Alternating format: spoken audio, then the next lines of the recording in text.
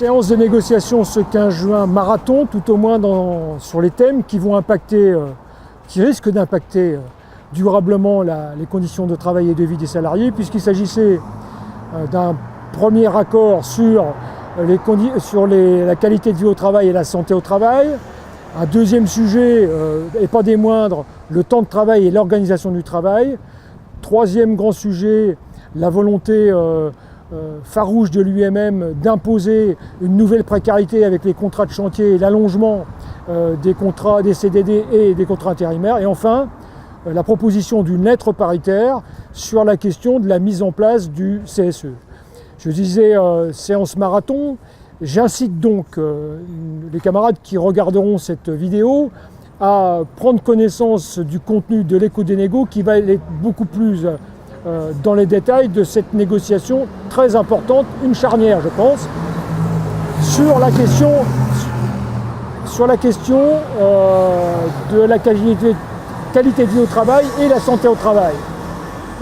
Texte insipide où le patronat ne sera absolument pas contraint sur les questions de pénibilité, sur les questions de santé au travail, et donc on peut considérer que c'est une occasion manquée, un manque d'ambition de l'UMM sur une question importante, la santé au travail et la qualité de vie au travail, qui impactera durablement, malheureusement, la branche et nos entreprises.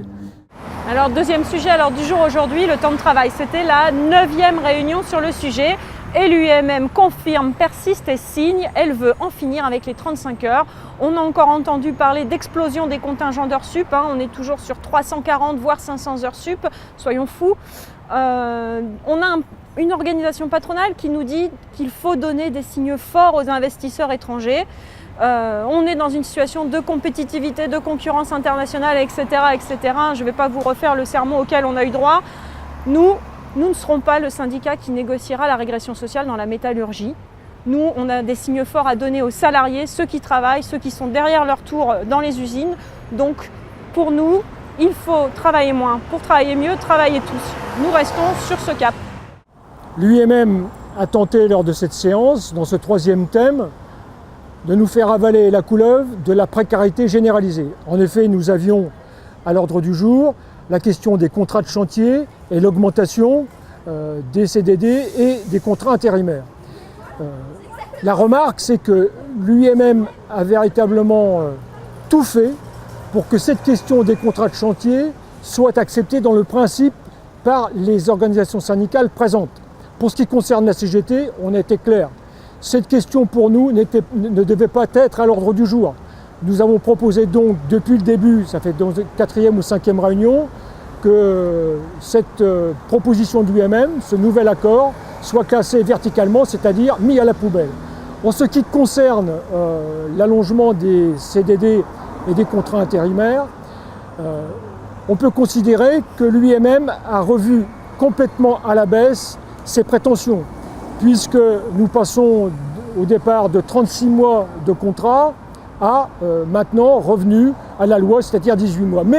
Mais, parce qu'il y a un mais, leur volonté, c'est bien quand même de multiplier les contrats intérimaires et les CDD, notamment en diminuant considérablement le délai de carence. C'est-à-dire que maintenant, si cet accord est signé lors de la prochaine séance, au bout de 21 jours, nous pourrons repasser sur un intérimaire pourra renouveler un nouveau contrat de 18 mois. En clair, ce que veut l'UMM, c'est que demain, dans nos entreprises de la métallurgie, on passe d'un contrat de chantier à un contrat d'intérimaire, et puis demain en CDD. En clair, que le CDI devienne l'exception qui confirmera la règle de la précarité généralisée. Oui, alors il y avait un 4e et dernier sujet à l'ordre du jour aujourd'hui, celui de la représentation des salariés, notamment à travers le nouveau comité social et économique. Donc l'UMM a refusé qu'on ait une négociation au niveau de la branche sur le sujet. Elle a tout juste admis le principe d'une lettre paritaire. Et quand je dis tout juste admis, c'est sans exagérer, parce que leur proposition de lettre paritaire, c'est une revue juridique des dispositions légales qui existent en la matière. Il n'y a aucune réelle volonté d'encourager et d'inciter les entreprises à négocier des prescriptions au-delà de ce que prévoit le Code du travail sur le CSE, les moyens du CSE, les prérogatives des élus, la mise en place d'une commission santé dans les entreprises de moins de 300 salariés, la mise en place de représentants de proximité. Bref, un peu comme sur les questions de santé, on reste très évasif et surtout pas de contraintes pour l'entreprise. Depuis les débuts de cette négociation, on n'a pas eu de cesse de dire que la question centrale qui est posée, d'une part, c'est que les salariés deviennent acteurs de cette négociation et que d'autre part, ils entrent dans le jeu.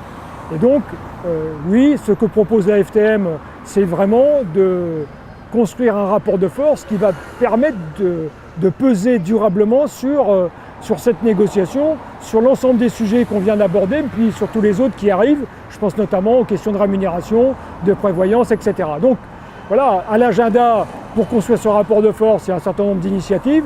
Je pense notamment le 28 juin, dans le cadre de la mobilisation interprofessionnelle unitaire. Et donc là, nous appelons les métallurgistes aux arrêts de travail, aux manifestations, tout en portant les revendications de la métallurgie, en particulier sur les questions de la Convention collective nationale. Et enfin, le 29, nouvelle journée de négociation à l'UIMM, où nous porterons notamment nos propositions sur le temps de travail, sur la question de la lettre paritaire, sur la question des contrats de chantier. Et là, on appelle fortement à la mobilisation dans les entreprises, avec au minimum 1 heure de grève, sur l'ensemble des questions, et nous appelons les salariés de la métallurgie à porter, à partir de leur vécu, les revendications qui vont permettre à la délégation CGT d'être plus fort et d'obliger le patronat à réellement, non pas de partir de son cahier revendicatif, mais de partir du cahier revendicatif des salariés et de la CGT.